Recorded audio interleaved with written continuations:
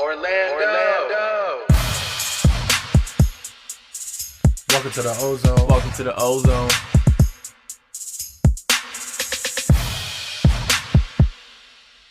Welcome to the OZone. Welcome to the OZone. The voice of Magic fans. Welcome back to another episode of the OZone podcast, the voice of Magic fans. In the virtual studio today, we have Justin. Yo. Al. What's going on? Myself, Anthony, and boys, we are here. We're just a couple days away from the NBA draft. Washington just announced on Twitter that tomorrow afternoon, Monday at noon, trade transactions can commence. How excited are you guys for this week? I'm sure that you guys have already read a bunch of rumors that we're going to discuss in a few moments, but the time is here, man. This team can look a lot different in the next couple of days. I am so freaking excited, man. It's my time of the year. This is my Christmas. Wife's on alert, but my wife knows. After work, I'll be on Twitter all night. She knows it. I'm ready, man. I'm ready for just the rumors and to see what happens. It's a big week. I kind of like it this year, how everything's happening in a condensed fashion. We have basically 1 week to figure out everything, from free agency to draft to trades, and then right to games, starting December 11th. So I'm excited, man. Yeah, I think I agree with you 100%. It's exciting. It feels like it won't be as drawn out as it usually is, which I think is cool. It keeps fans engaged. And I don't know. I feel like because the teams, a lot of the teams recently played, I think there'll be a lot of movement because I think teams will panic a little bit just based on, what their shortcoming was in the bubble. I think it's fun. I like the fact that it's all happening in the same week, just because a lot of times when it's spread out, it kind of feels like everything takes a lot longer to happen. So literally you have the transactions that can start tomorrow. NBA draft is on Wednesday. If you need to do a transaction for the draft, it's happening so fast. And the way that NBA offseason works is just really nonstop. Like I remember back in the day that when they had it, instead of it being at 12 at noon, it was like 12 o'clock at midnight. And I would literally stay up until 2-3 o'clock in the morning just to make sure I didn't miss anything, knowing I had to work the next day. So it's exciting. And obviously for Magic rumors or Magic speculations, there's been a lot of talk around Russell Westbrook and the Magic. Yesterday I posted a little controversial tweet where I thought that could Russell Westbrook be the Jimmy Butler for the Magic? Is Russell Westbrook a player that you want to trade for? Does he make sense for you? I don't know, man. I think we talked about it briefly last week, and I haven't changed my mind on it. I've been thinking about it more and more. We do need a superstar in Orlando. We know that. We haven't had one since Dwight really left our team. So we do need someone with that star power, right? But I just have a hard time thinking that a 32-year-old player making almost $35, $40 million a year is that guy. Another thing for me, too, is Westbrook had 2 major knee injuries, and his game is all about athleticism. He's not a great shooter. He's not a guy that can transition to being a spot-up shooter late in his stage of his career. It's right now. Like, what he has is right now. It's athleticism. It's jumping over people. Can he do that for three more years? I don't know. And again, then you're stuck paying that salary to him. I think that will be a step back, if you ask me. Yeah, I mean, I disagree. Last week I spoke about, why I think Russell Westbrook would be a good fit for this team. And I still stand by that. I don't know if his offensive arsenal is something that the Magic can consistently rely on because, again, he's not the best shooter, in the world. But I think he'll impact this team from a different standpoint, which is attitude, drive, and just, I don't know, a desire to win. I think even though you can talk about, Westbrook's offensive game, he can't shoot and all of this, his desire to win games and his drive to win games, I don't think you can argue that. You know what I mean? I think he's super athletic, even, with 2 knee injuries, like you said. But I think most of all, he'll change the character of this team, which is something I believe this team has to undergo change for in order to succeed. So I think a trade for Russell Westbrook in this specific circumstance would be good, especially if we could get rid of, some of the guys that have been here for a while that haven't helped this team win. Listen, I get everyone's concern about Russell Westbrook. I'm right in the middle. I think that when I first initially heard it, I'm like, nah, that it wouldn't work out, right? But throughout the day of me kind of just playing devil's advocate, I've kind of convinced myself into it. I get the concern that he's 32 years old. I get the concern that he really can't shoot the ball that well. But the number one issue with the Magic have been, in my opinion, two major things. One, scoring. We can't score the ball. And the second is shooting. So I get that. But you're talking about a player that literally averaged 27 points a game playing next to a player like James Harden. Before that, he was averaging triple-doubles for, 2-3 seasons? And he's also MVP of the league. We're not talking about used to be former MVP of the league like Derrick Rose. We're talking about a player that's still a lethal offensive player. Who was our last lethal offensive player on the Magic? About that. Who? You can kind of debate maybe Dwight Howard, that he's a player that you can say, hey, go give me 25 and he'll give it to you.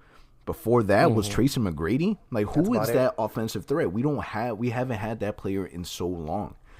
And just thinking about adding him to the roster would make the team way more, one, appealing, fun to watch, and competitive. Now, his contract is an issue. But in terms of skill set, I mean, who else are we going to get? Because free agents aren't coming to Orlando.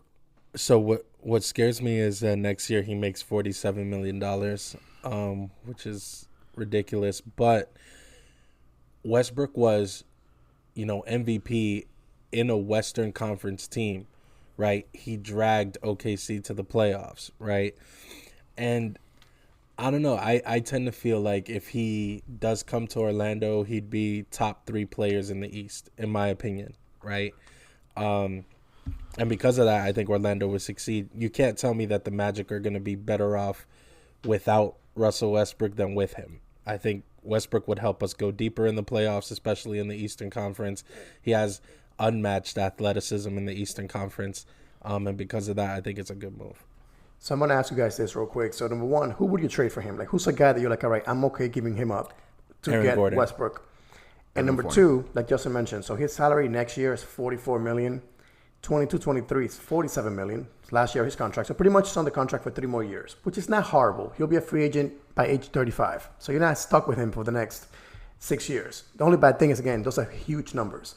So who would you trade? Are you okay with those salary figures? And number 3, then what do you do with Markelle Fultz? Because all we're basically hyped up as a fan base right now about is J.I. and Fultz. How do you use him with Westbrook? I actually think it's interesting that you say that. I think that I would look at maybe like an AG Fournier package to Houston. And I actually think having Westbrook in Orlando would help Markelle, right? Because I feel like they're built kind of similarly in a way.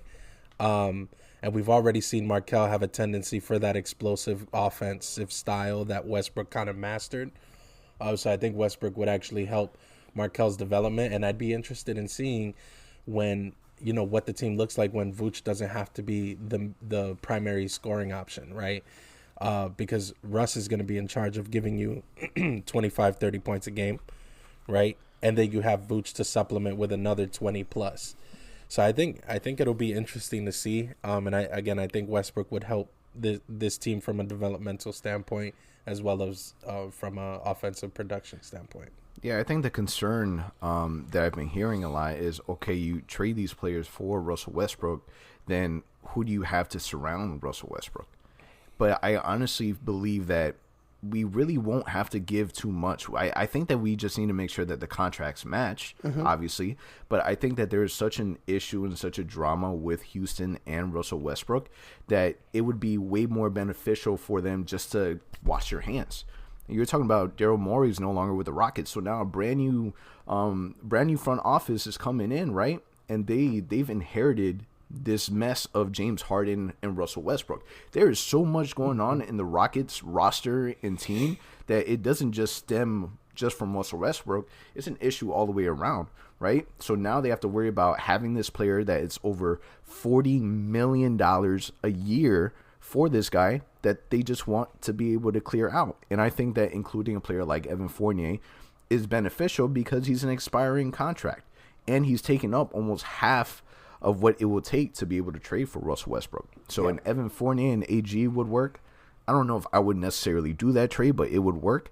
But really, Evan Fournier and just any player that makes, 7-8 million a year would get you close to that 40. So it can be Aminu, it can be Nikola Vucevic, which I definitely wouldn't do. But there's so many different. I'm glad I'm not the one making that decision. But if the Magic wanted to get something done, they definitely have the capabilities of doing so. It's just the way that Russell Westbrook plays by the time that he is a free agent, 35 years old, it's kind of up there. And one thing I just realized is that last year of his contract is actually a player option. So technically, I think he will pick it up no matter what. But technically, he's actually 2 years on the contract. You're not walking away from $47 million. Exactly. But, he is 2 years on the contract. That third one becomes pretty much a year that he could opt out, and then you only have him for 2 years and re-sign him at that point for maybe a 3-year deal, lower salary. But I don't know. The more we talk about it, like Anthony said, the more I kind of think about it, it's like, hey, this could work at least for the next 2 years. Imagine having, Westbrook, the way he plays with J.I., with a Fultz attacking the rim too. It could work. It's a tough pill to swallow when you realize we've been trying to be conservative with our contracts. We've been trying to be smart with the young guys we draft. It hasn't worked out. None of that has worked out, if you ask me. So it could be the time to pull the plug and say, you know what, let's kind of rethink the way we're going to win games. So if you have Westbrook, J.I., Fultz, and now you add to that, Vooch playing at a high level too, it could be a fun team to watch. The successful franchises in the league, like you could look at Golden State, for example, Sam Presti and OKC, they don't make moves for today, right? Even though the moves look like they're for today, you realize later on that they're for 2, 3, 4, 5 years down the line, right? Which is why OKC has literally every NBA team's picks for the next decade. But I think that Orlando needs to treat this Westbrook move as one of those moves, because with Westbrook coming here, right, I think it changes the trajectory of the franchise. I think it makes it a place that more players would find interesting and would want to come play in, especially if we're competing and successful in the Eastern Conference. So because of that, I feel like, it is costly. You are moving a young piece in AG. But I feel like, what is the benefit of keeping AG under contract for 2 more years? Is he going to be a star player? Is he going to lead the Magic to the playoffs and be successful in the playoffs? I don't think so. I think Westbrook helps us, reach a higher level of success right now, makes us competitive, teaches the young guys to play in games that actually matter, right? And all of those things are beneficial to the franchise's trajectory. And you have certain fan bases that are okay with trading Nikola Vucevic, Aaron Gordon to the Golden State Warriors to take on Wiggins' contract. I get that he's young in age and he's 25 years old and fits with the team a lot better. But comparing the motor between Wiggins and someone like Russell Westbrook, they're night and day. Mm-hmm. Listen, Russell Westbrook, he has the type of persona of players that we need. We have way too many Mickey Mouse, cookie cutter, and not just a player, just a team in general. Like the front office, the way we build anything around the team. Even the slogan that we'll get to in a few minutes, everything is just so rated PG. And Russell Westbrook brings that kind of fire and aggressiveness and attitude that we don't have. And I personally believe we need that type of attitude in order for the Magic to be respected. At the end of the day, before we even talk about championships, before we even talk about getting to the second round, we need to get back to a point where we're respected in the league. And until something major happens, I don't see that happening. It's interesting you say that really quick because, this franchise is really safe, right? And then Westbrook is the opposite of that, right? He's boisterous. He talks trash. He's emotional. He's, all of these things that the Magic have traditionally shied against. So it's interesting that these rumors are even, coming out. But we'll see. So we're going to talk about more rumors in a few. But before we get to that, the Magic just recently released their brand new City Edition uniforms. First off, what do you guys think about it? And 2, what was your first reactions to finding out? I like it, man. I like it. I think it's bringing respect a little bit to the old school Magic jerseys. I kind of wish, the only thing I would have changed on it is the name, the ORL. I kind of wish it was Orlando, spelled out. That would have made it a 10 out of 10 for me. But right now, I don't know. I like it. I just don't know if I like it better than last year's version. I like the pinstripes. I like the color change, or the white being the main color in the uniform. Like I said before, just if they would have been Orlando spelled out completely, that would have made it a 10 out of 10 for me. Yeah, it's funny. Last year when the City Edition jersey came out, I hated it. And then I ended up really liking it. And now this year, I hate it too. I hate it more than the gray one. I like the pinstripes. I feel like if they were going to go with a throwback, they should have, like Al said, used the whole Orlando. I don't know. Not my favorite, but we'll see halfway through the season how my opinion changes. Well, see, I get why they didn't spell out Orlando fully, right? Because it wasn't like a throwback. Obviously, the color scheme is a lot different, but they were still trying to find a way to make it modern and fresh and brand new. You know, in my opinion, there would have been no creativity if they would have just done a throwback and just turned it orange, right? Here, they at least made it different. So there's certain things that are synopsis with the Orlando Magic, right? And that's the pinstripes, and that's the Orlando Magic font, right? The 90s font. And it's important that they included it. The only weird part is, they didn't spell out Orlando. They put ORL and a star, and everyone knows that the star is A. So we have Orla on the front of our uniforms, and it's weird. But you know, after a while, you know, I got used to it. I'm glad that they used the font. I'm glad that they used the pinstripes, and I'm a big major fan of the orange color scheme. So I'm huge on it. I like it a lot. White and orange, I'm not crazy about the colors, but I'm still glad that they went with those concepts. Yeah, and don't forget too, I'm sure they're gonna have an alternate court to go with the uniform. So I want to see what that court looks like, and that may make the whole thing look nicer. That's what made it for me last year when I saw the gray jerseys live in person with the court. That made it all kind of come to fruition for me. So I think let's see what they have in store for the court, and that may make it all look even nicer once it's all put together. Are they going to do a new court? Because they haven't announced it. I tried asking in a tweet, and I didn't get a response back from the Magic. So I really hope they do, because I don't think the colors would look right. They would have to change. They would have to change the middle of the floor because the font wouldn't look the same, because it's not ORL anymore. It's ORL star. So that definitely needs to be updated. But you know, they have a thing going. I really hope that this isn't just a 2-year stint with the color orange. I'm a big fan of it, and I hope that you know, they continue to do it, because I think that it's now a big part of it. Everyone's kind of caught on to it. I think last year was more of a surprise. Hey, we're throwing orange in there, and I think now everyone's kind of buying into it. Now, in addition to releasing the new uniforms, we also released a new brand campaign. So previously, it was Pure Magic. Then we went from Pure Magic to Magic Above All, which I liked.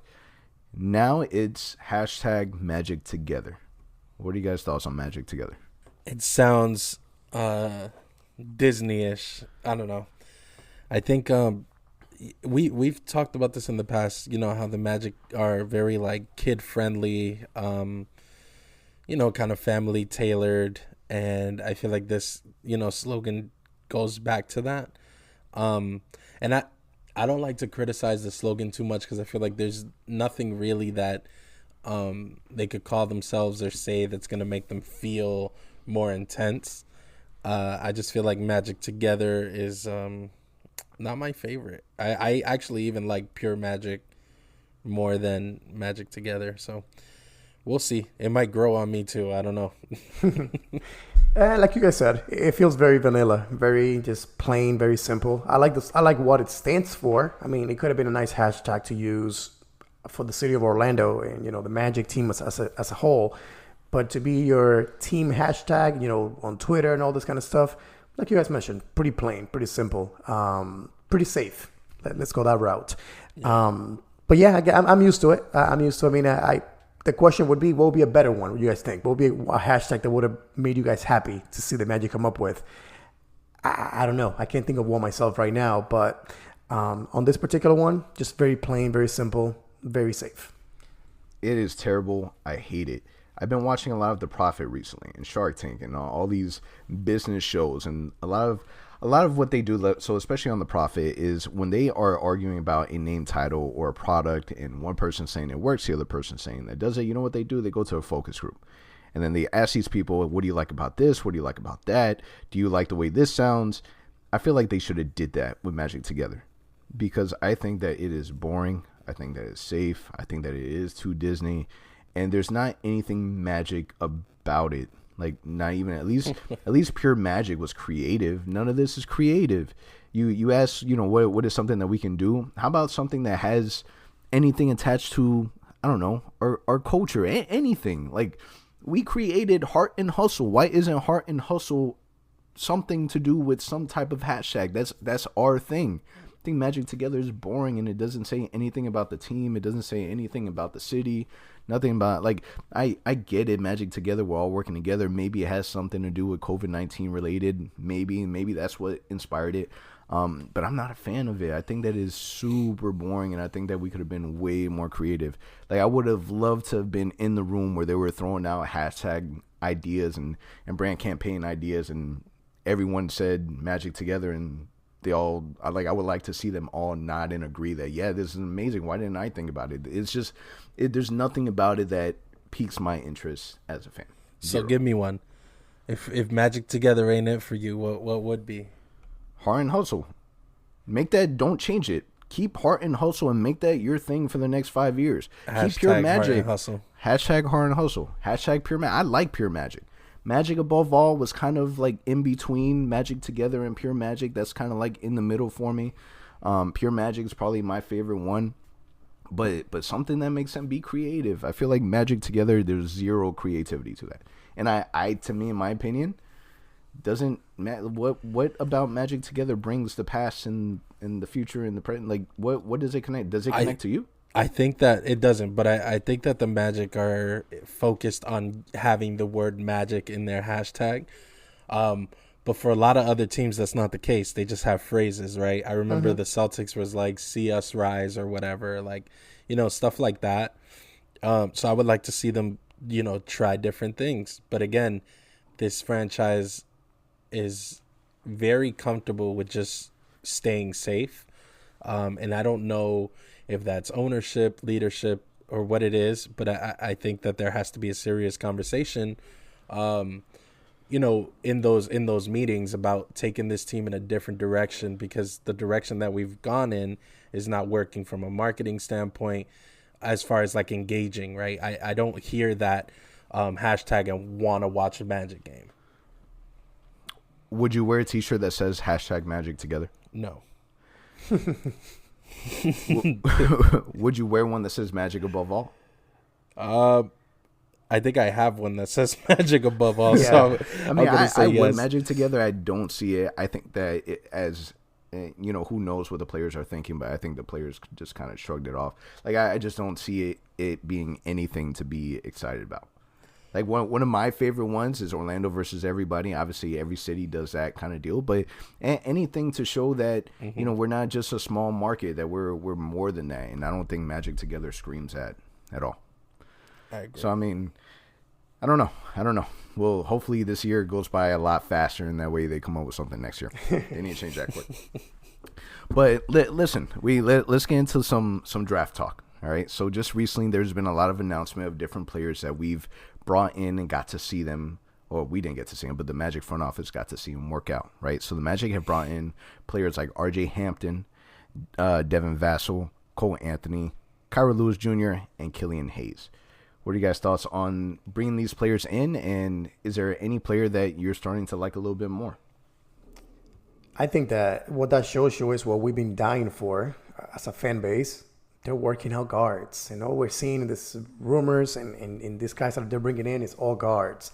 And that's exciting, man, because I think we're due for one. Again, for me, it's been 2-3 years where I've been saying, just draft a young guy that can shoot, draft a young guy that can create.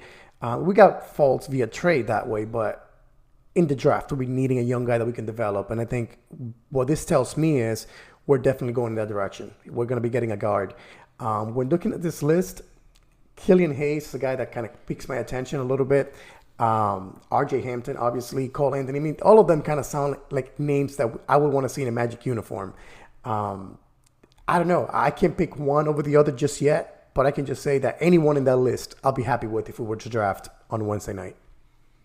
Yeah, it's hard to, study enough tape on these guys and say, this is going to be a perfect fit for the Magic if they do this, or they draft this guy, or they draft that guy.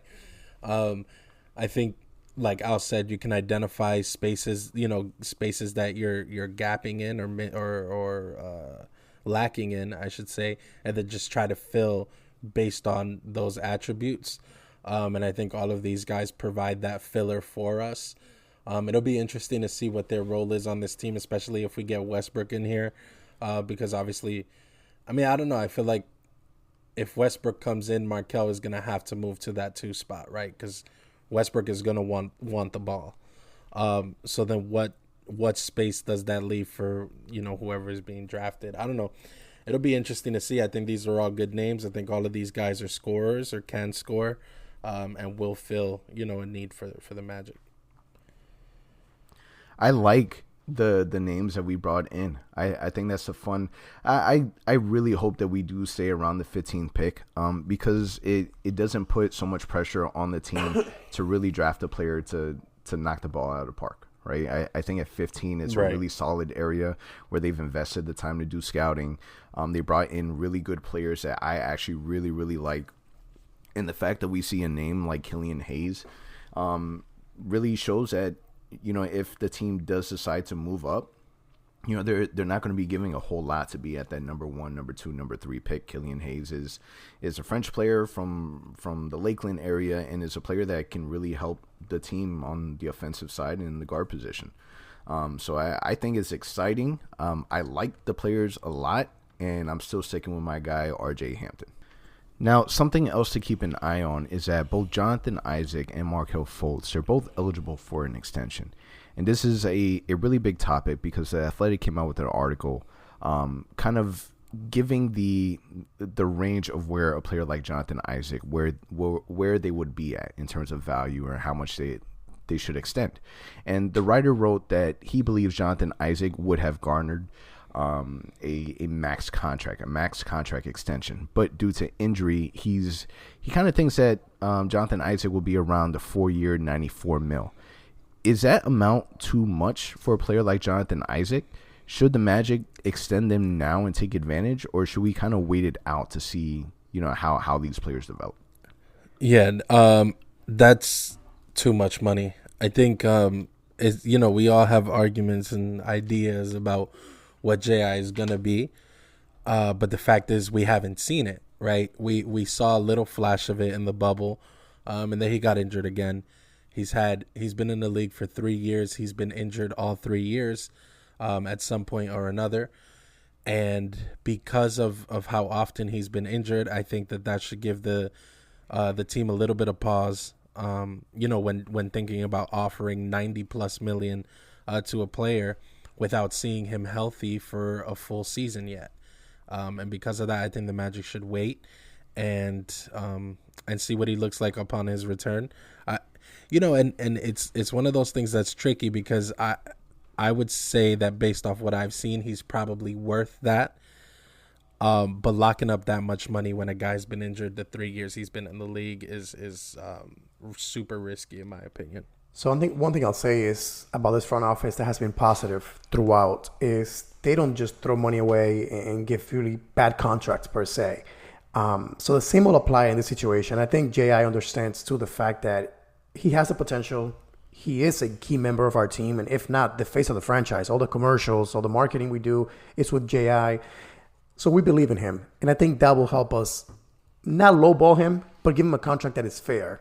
Because, again, he understands that he hasn't played enough. Even though we know what he means to our team, to our franchise, he hasn't unfortunately played enough. And I think a number that is fair is in the 75, maybe $80 million range. And, 4-year deal, if not the full 5, if he wants to go that route, and then you bump it up a little more.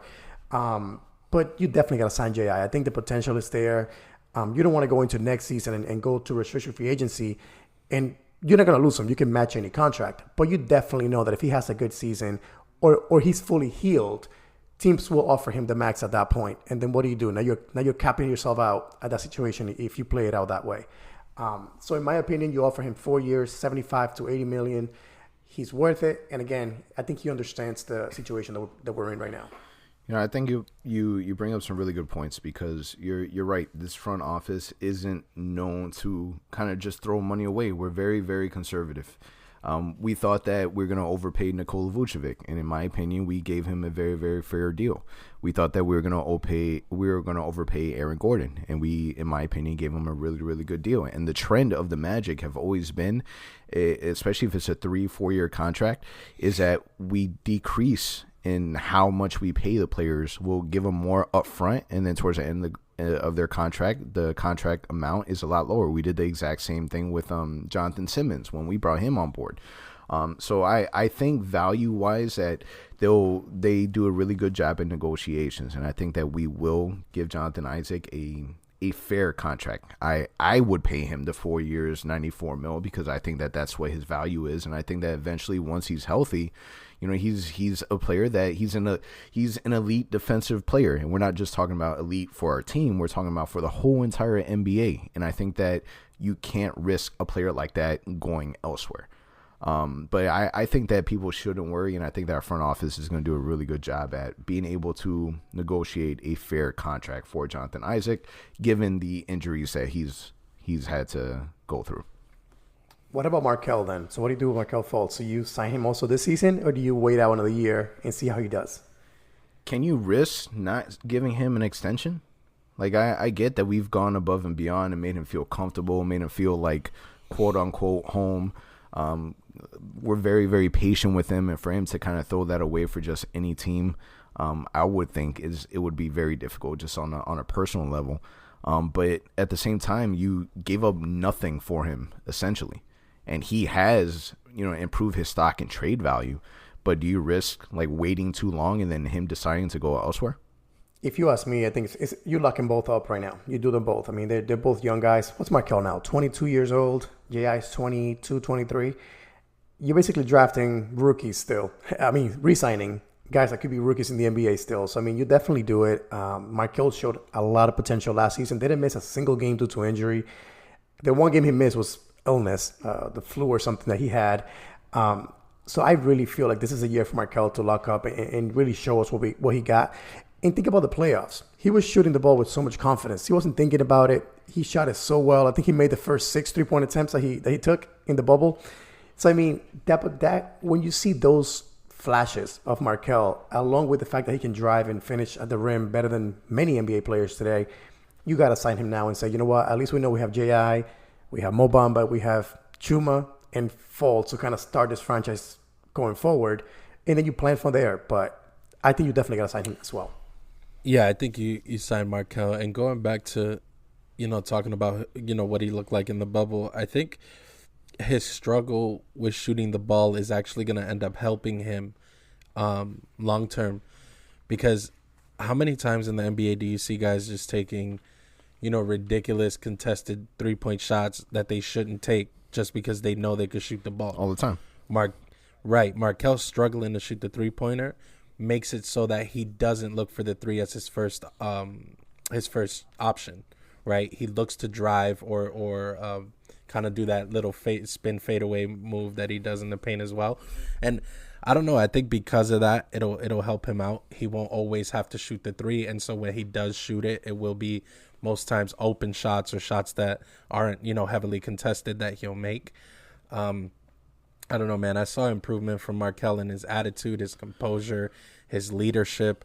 And because of those things, I think you give him an extension now. I think it's interesting because there's so many different avenues that the front office could go. Josh Robbins just recently had an article where he asked, should the Orlando Magic blow up their roster and start another rebuild? And if you're thinking from that perspective, because this was a question that he had brought up with Jeff Weltman in an interview, and Jeff Weltman did not deny it. He did not say, no, I have confidence in my players, and we're definitely not going to do that. He was open to the idea. He specifically said, not verbatim, but he said around the lines of, you know, we're going to listen to all offers, right? And in my opinion, this team does not need a full rebuild. You have core young pieces, right? My issue with the team that we have is our core players consist of players that were brought in from Rob Hennigan. Your Aaron Gordons, your Evan Fourniers, your Nikola Vucevic, DJ Augustine. And in my opinion, we've already tried that for so long. It's been a minute since we've had these players. We're now, 7-8 years? And not necessarily combined fully, but they've been with us for specifically more than 5 years, and it hasn't worked. We've made it to the playoffs twice, first round knockouts. We're able to surprise these teams with our length and take away one game, but that's about it. Should the Magic do a full rebuild? No, I think, like you said, we have enough young pieces in our core that should prevent us from doing that. I think Markelle being there, I think the addition of Gary Clark and James Ennis is going to help us also compete. I think those guys, they spent some time kind of seeing what their role was on this team. I think we saw potential from Gary Clark. His three-point shooting is great. His defensive effort is great. Same from James Ennis. So I don't think that we need to start over. I think we need to do a better job at assessing what we already have and building around it and using our strengths, to kind of catapult us to the next level instead of, getting guys that fit a certain prototype but don't necessarily fit the team.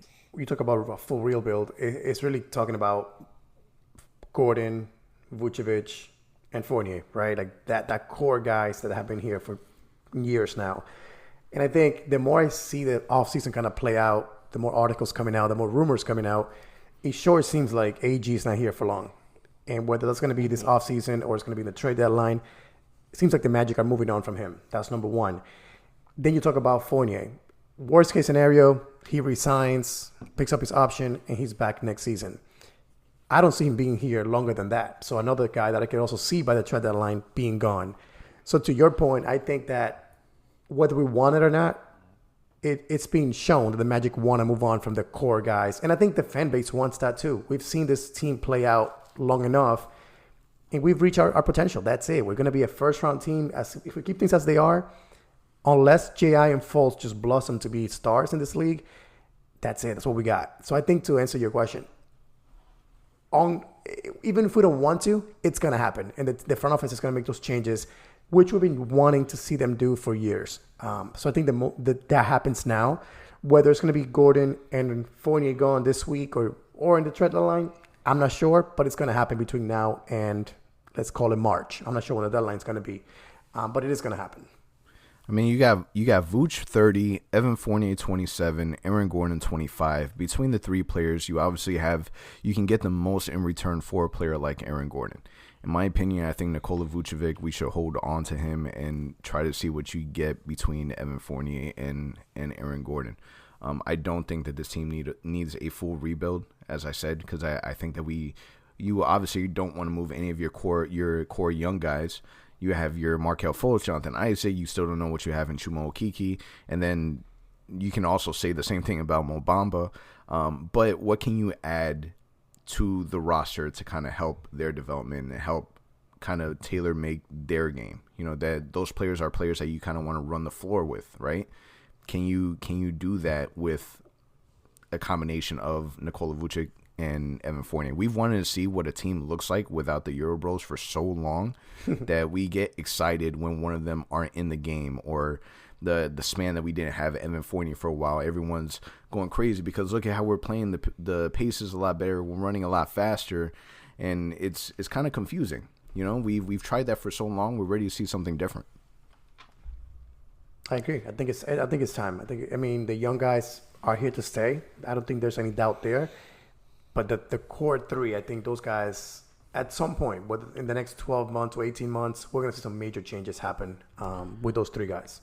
Yeah, and Aaron Gordon's been in the rumor mill like crazy. He's been in every single trade rumor in the last 2 weeks. So just recently, Kevin O'Connor from The Ringer had said that the Orlando have had trade discussions for Aaron Gordon, and that the Magic are attempting to move up in the draft and packaging Aaron Gordon with the 15th pick. What are your guys' thoughts on that? Is that something that you guys want to do? I mean, what if we don't make a trade for Aaron Gordon and he stays on the roster? At what point or what direction do you see the team going? I think with J.I. being out next season completely, I think that there is a. I mean, I'm 50-50. As a fan, I'll talk as a fan. I want him gone just because I want to see the Magic try something different. I don't want to see us roll out the same team out there next season. However, if I analyze this team and in the front office and the way we do things, I could also see us very well and very likely to come out next year and have Fultz at the center, Gordon at the power forward, Fournier opts in, and now we have Fournier back at the shooting guard position, and now we're back to square one again. Pretty much the same team is back. In particular with Gordon, I think that the team is realizing we got to move on. We cannot have him and J.I. on the same roster. It's a matter of, do we do it now and let Chuma really just kind of play a lot of minutes this season? Or do we do it at the deadline when now we know for sure, hey, we're either a good team or we are not going to make the playoffs and we can go young 100%.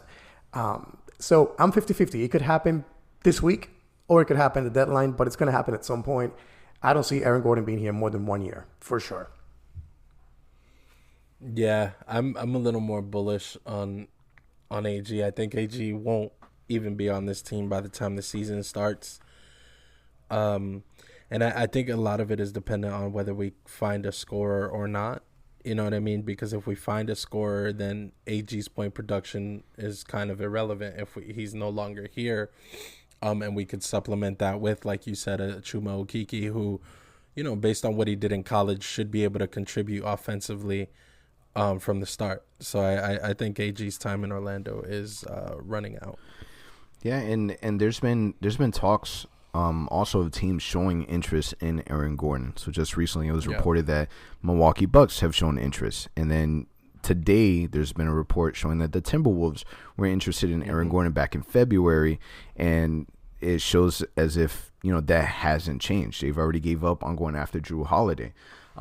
Is there anyone on the Timberwolves roster or the Bucks roster other than the obvious of, you know, not including Middleton and Giannis that stands out to? Is there players that you want from those rosters? I think if we deal with the Bucks, Chris Middleton would have to be a part of that trade, in my opinion, especially if we're going to move AG. But Minnesota is a little interesting. I was told on Twitter, and I would need to verify this, but I was told on Twitter that supposedly D'Angelo Russell doesn't want to be there. I don't know how real that is or if it is true. But, you know, last year we were talking about a possibility of an AG D'Lo trade. And if D'Angelo Russell's not happy in Minnesota for whatever reason, possibly being that Karl Anthony Towns may be leaving Minnesota, then I think, and you know, an AG trade for D'Lo is something that the Magic should explore. How long have we talked about D'Lo coming to Orlando? I know. It's been a while. Been a long time.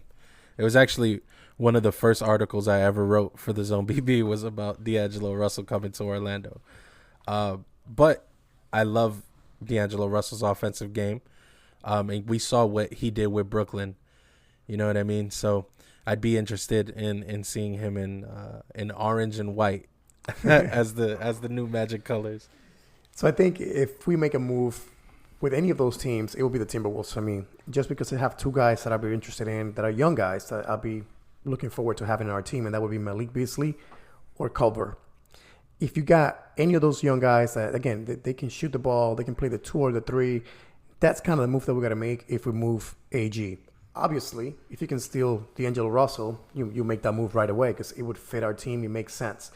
But more than likely, I would think the Wolves would want to trade some of the young assets and add Gordon to their team, not make their team worse.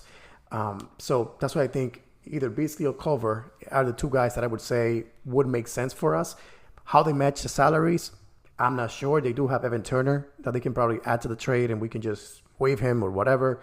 But that's interesting. And then do they send the pick our way too? How would that work? So I think the Wolves just have a lot more that we can work with. The Bucks, I don't know. I'm not excited about any of the young guys that they have on their roster. Do you think, just based off of what I was saying, if we do deal with the Bucks, do you think it could be a possibility that Chris Middleton gets added on that trade? I doubt don't it. know. I don't think so. Just because right now the Bucks are on thin ice with Giannis. Giannis just recently did an interview where he said that he couldn't commit to Milwaukee long term. He had said that the NBA is a business and it really depends on what the front office decisions that they make.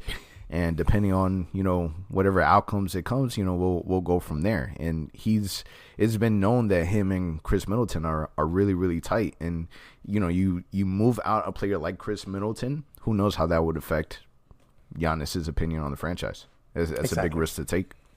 I think that same thing. So I think that if you are the Bucks, you're trying to make your team better. And by that, I mean adding to your team and keeping Giannis happy. You don't do that if you trade someone like Middleton, unfortunately. So for the Magic, he would fit amazingly in our roster. It's what we need. But again, another team that I wouldn't think they would want to make a move for AG and make the roster worse to acquire him. I mean, but the D'Lo point is pretty interesting because he's right now. I don't know what his full contract length is, but I mean he's making close to 35 mil a year. So if they have any indication that Karl Anthony Towns wants to be out, that I didn't even think about that as an option. I know that there has been talks, and the kind of ongoing rumor is that Karl Anthony Towns, D'Lo, and Devin Booker want to play together. I'm not sure how Devin Booker contract is looking, if that's even feasible in the next 1, 2, 3 years. But it's my understanding that he's still under contract for a little while, and Phoenix isn't going to give him up. They're playing crazy how they ended last season. So it's interesting because if they feel as if Karl Anthony Towns is out, it wouldn't make sense for them to try to get rid of D'Lo. And Magic is definitely a team that have shown interest before in the past, and we kind of have the assets right now to kind of pull that off. It's just they also have the number 1 pick. So right. Who is it that you're going after? Because if they're interested in Aaron Gordon, we want the number 1 pick. I would imagine that they would go after a player like Anthony Edwards. That would make the most sense. But I would definitely want to make a deal with Minnesota. Now, obviously, we're going to be hearing a lot more happening, right? Between the NBA draft and the trade deadline, the trade commencement, which will start tomorrow. Let's end this off with your predictions. What do you think the Magic are going to do? So I see them keeping the 15th pick. I don't see them trading up in the draft. And I can see them drafting one of those cards. I can't pick one. And if I had to pick one, I would say it's Hayes, Killian Hayes. If he's available. I think he's projected higher than that. But if he's available at that pick, I think we pick him. So we'll pick a guard. Let me just say that. And then as far as a trade goes, I could see AG being gone this week. Especially if we decide to move up in the draft. He's the guy that we're going to package. I'm 100% sure of that. So I'm going to say I'm torn between those two things. Do we keep the pick and trade AG, or do we just move up in the draft by trading AG? I'm not sure there. But definitely some movement's going to happen between now and Wednesday. But we'll definitely have a new guard come Wednesday night for sure. Yeah, I agree. Even though he wasn't one of the guys that was worked out by the Magic, I still have, The Magic do that. Yes, I still have my money on Tyrese Maxey. Something is telling me, that Tyrese Maxey is going to get drafted with that 15th pick. I really like him. And I don't know. I agree with Al. I think that there will be some movement. And like I said earlier, I feel like AG is not going to be here come the start of the season. I just want to see the Magic at least begin to move in the right direction. And that's prioritizing scoring over size. I'm taking a look at just to have an idea of where the drafting selection is. And, I really like Killian Hayes. So do the Magic. They've obviously worked him out. But if the Magic are trying to trade in to the 5 to 10 range, I don't see a team that the Magic would trade for to be in the position to draft Killian Hayes. You have Cleveland at 5, Atlanta at 6, Detroit at 7, New York at 8, Washington 9, and then Phoenix at 10. None of those teams have shown interest in Aaron Gordon. Obviously, trades happen all the time where it's completely things that we didn't even think about or expected. But didn't the Suns you're right. have The Suns preliminary conversations? Yes, you're right. The Yes. Suns did, and that was last year's NBA trade deadline where Kelly Oubre was part of it. But I mean, maybe that you're right. The Phoenix could be a spot.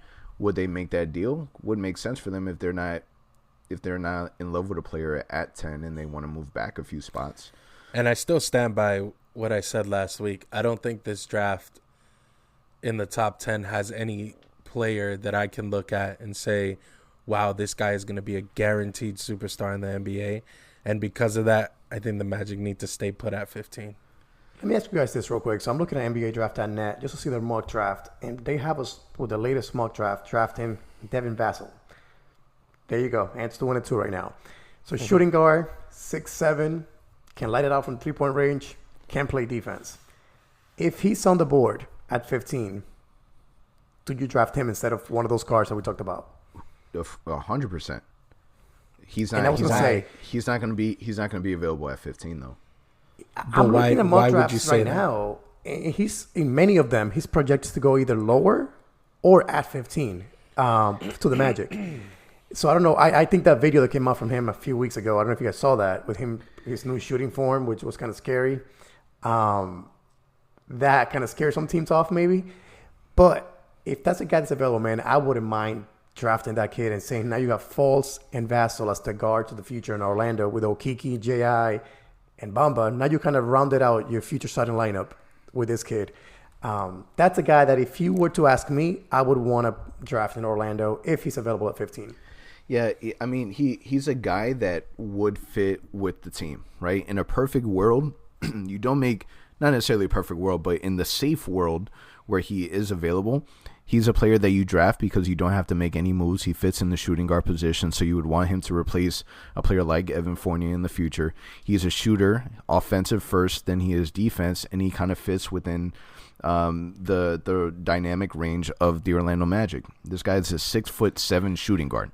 So he can play multiple positions. I'm not sure what his wingspan is, but I would bet any money that is acceptable in the world of Weltman. And he's a Florida guy. He played for Florida State. So exactly. I would if he's available at 15 and the Magic do not draft him, riots will happen. Okay, so I'll say, and I know you guys are like high on all these other players, but just wrapping it back to Tyrese Maxey real quick. The dude is a combo guard out of Kentucky, can shoot the three, and I got dogs in the background, obviously.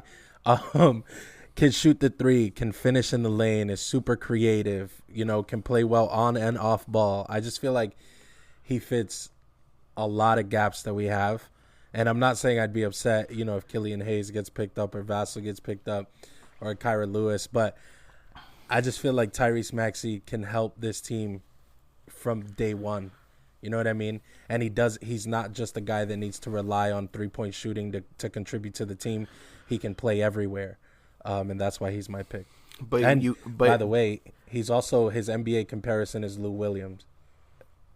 So look at this. You can see my screen. The listeners cannot. But NBA.com just released their latest mock draft. And Justin, just so you know, Tyrese Maxey to the Orlando Magic at number 15. Are you serious? Yeah. Let's go, baby. But I'll do you one better, right? Who was the one player that you wanted the Magic to trade for last trade deadline? Kelly Oubre. Yeah, Kelly Oubre. Take a wild guess who Devin Vassell's NBA comparison is. Kelly Oubre. There you go. We'll leave it at that, man. It's going to be an exciting week. So much is going to happen. We honestly could be looking at a brand new team, brand new roster, or we can be looking at the exact same roster with just an added rookie on the team. Who knows? We'll see what happens. Thank you, everyone, for listening. That's a wrap for us. Peace. Thank you for listening to the OZone podcast, the voice of Magic fans. Be sure to visit our website, theozonepod.com. And remember to subscribe, rate, and leave a review on all your favorite podcast listening platforms.